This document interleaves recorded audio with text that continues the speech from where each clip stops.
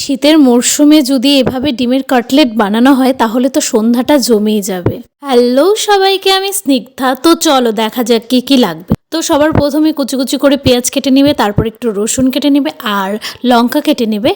যারা আমার মতো ঝাল খেতে পছন্দ করো তারা চিলি ফ্লেক্স বানিয়ে নেবে। শুকনো লঙ্কা ভেজে নিয়ে সেটা গুঁড়ো করে নিতে হবে। আর ডিমগুলোকে 4 খণ্ড করে কেটে নিয়েছি। তারপর সিদ্ধ করা আলুগুলোকে নিয়ে প্রথমে ভালো করে মেখে নিতে হবে। এরপর চিলি ফ্লেক্সটা দিয়ে দিবে, তারপরে লঙ্কা, পেঁয়াজ, রসুন আর মিট মশলা দিয়ে ভালো করে মেখে নিবে। এরপর ম্যাগি মশলা দিয়ে দিবে, আর লবণের কথা আমি ভুলেই গিয়েছিলাম।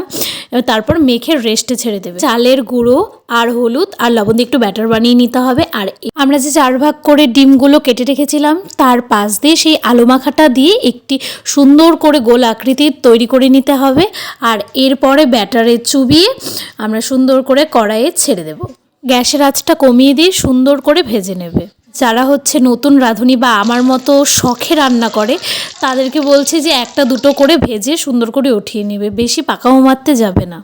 আর এই তো এখানে আমাদের সব ডিমের কাটলেট রেডি হয়ে গেছে। তো আমরা এখন খাই, আর তোমরা লাইক, কমেন্টস, শেয়ার করো।